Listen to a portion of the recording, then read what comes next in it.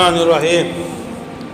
حضرات گرامی، ایک بدو کو لوگوں نے سمجھایا موت کی حقیقت اور اس کے بعد پیش آنے والے برزخ و قبر میں واقعات اور وہاں کی سزا اور وہاں کی نعمتیں۔ تو وہ بدو بہت دیر تک سنتا رہا اور سننے کے بعد اس نے پوچھا، اچھا یہ بتائیے کہ جو رب اس وقت موجود ہے، ہماری دیکھ ریکھ کر رہا ہے، ہمیں روزی دے رہا ہے، ہمارے احوال سے باخبر ہے، وہی رب جو ہے وہ مرنے کے بعد بھی ہوگا، وہاں بھی وہی ہوگا؟ تو لوگوں نے کہا اس میں کیا شک، یقیناً وہ ایک ہی رب ہے، یہاں بھی وہی وہ، وہاں بھی وہ، ہر حال میں بندوں کی ریکھ دیکھ کرنے والا ہے۔ تو اس نے کہا تو کوئی پرواہ نہیں، جب یہاں اس نے ہمیں انتہائی آرام سے رکھا ہے تو ہمیں امید ہے کہ مرنے کے بعد بھی ہمیں آرام سے رکھے گا۔ اور وہ بے فکر ہو کر مطمئن ہو گیا۔ حقیقت ہے کہ موت حقیقت ہے، موت کا انکار کوئی نہیں کر سکتا۔ البتہ موت کے بعد پیش آنے والے جو واقعات ہیں اور جو طریقہ ہے وہ دو طرح کا ہے، ایک تو مومنین کے ساتھ ہے اور ایک غیر مومنوں کے ساتھ ہے، دونوں میں واضح فرق ہے۔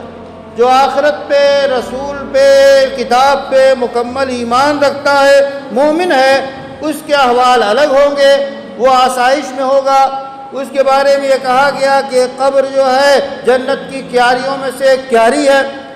اور جو کافر، مشرک اور انکار کرنے والا ہوگا اس کے بارے میں کہا گیا کہ حفرۃ من النار، کہ قبر جو ہے وہ آگ کا ایک گڑھا ہے۔ تو بہرحال قبر یعنی اس دنیا سے مرنے کے بعد، روح نکلنے کے بعد جہاں ہے وہ عالم برزخ ہے، وہی عالم قبر ہے۔ ایک قبر تو ہم دیکھتے ہیں وہ سامنے ہے، لیکن ظاہر ہے کہ بہت سی لاشیں پوسٹ مارٹم اور ایٹمی ہاؤس میں رکھی رہتی ہیں، مسلسل MBBS کے طلباء ریسرچ کرتے رہتے ہیں، تو وہ لاش سامنے ہے۔ لیکن وہی ہے مسئلہ کہ برزخ اصل ہے جو ہماری نگاہوں کے سامنے نہیں ہے، چاہے وہ لاش ہمارے سامنے محفوظ ہو، دکھائی دے رہی ہو، لیکن اس پہ عذاب یا اس پہ راحت، یہ ساری چیزیں جاری رہیں گی چونکہ وہ برزخ میں ہے۔ بہرحال موت کی حقیقت سے ہر انسان واقف ہے، لیکن اپنے اعمال کی وجہ سے بعض لوگوں کو موت سے نفرت ہوتی ہے اور بعض لوگوں کو شوق ہوتا ہے۔ ابھی جو آیات پڑھی گئیں اس میں یہودیوں سے کہا گیا ہے، اے یہودیو، اگر تم اللہ سے محبت کرتے ہو، محبت کا دعویٰ کرتے ہو تو آؤ موت کی تمنا کرو۔ اور دوسری آیت میں ہے کہ وہ ہرگز موت کی تمنا نہیں کریں گے کیونکہ ان کے اعمال سیاہ ہیں، کارنامے ان کے بالکل غلط ہیں، اس واسطے وہ موت کی تمنا نہیں کریں گے۔ اور کوئی سال 1000 سال بھی زندہ رہ جائے تب بھی وہ موت سے بچنے والا نہیں ہے، مرنا تو ضرور ہے۔ تو حقیقت یہ ہے کہ موت کی تمنا کرنا مومن کی شان ہے، لیکن دو طرح کی تمنا ہے۔ ایک یہ کہ مصیبت سے عاجز آ کے کہنا کہ کاش ہم مر جاتے، کاش ہم ہوتے ہی نہیں، یہ ممنوع ہے۔ یہ جو ہے ایک جرم ہے کہ انسان مصیبتوں سے تنگ آ کر مرنے کی تمنا کرنے لگے، یہ جرم ہے، یا مرنے کی کوشش کرنے لگے، یہ جرم ہے۔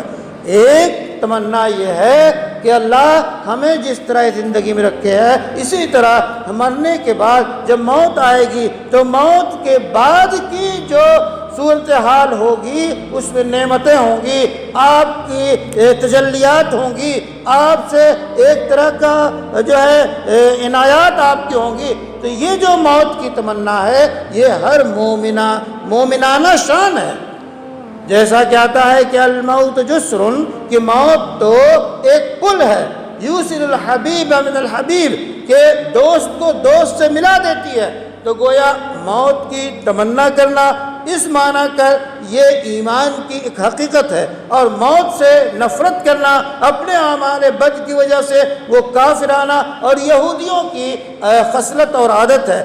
اللہ سے دعا ہے کہ ہمیں زندگی بھی اچھی عطا فرمائے، موت بھی اچھی عطا فرمائے، اور جتنے مرحومین ہیں ان کو اللہ بخشے، ان کے درجات کو بلند کرے، اور ہمیں ہر عالم میں، عالم کا بھی عجیب مسئلہ ہے، ایک تو عالم ارواح میں ہم رہے، اس کے بعد عالم صلب میں ہم رہے، یعنی باپوں کے پشت میں رہے، ماؤں کے رحم میں، وہ بھی عالم ہے، پھر اس دنیا میں رہے، بچپن کی دنیا، جوانی کی دنیا، بڑھاپے کی دنیا، پھر اس کے بعد موت آتی ہے، تو یہ عالم اور یہ تبدیلی ہوتی رہتی ہے، اور ہر جگہ کے احوال الگ الگ ہیں۔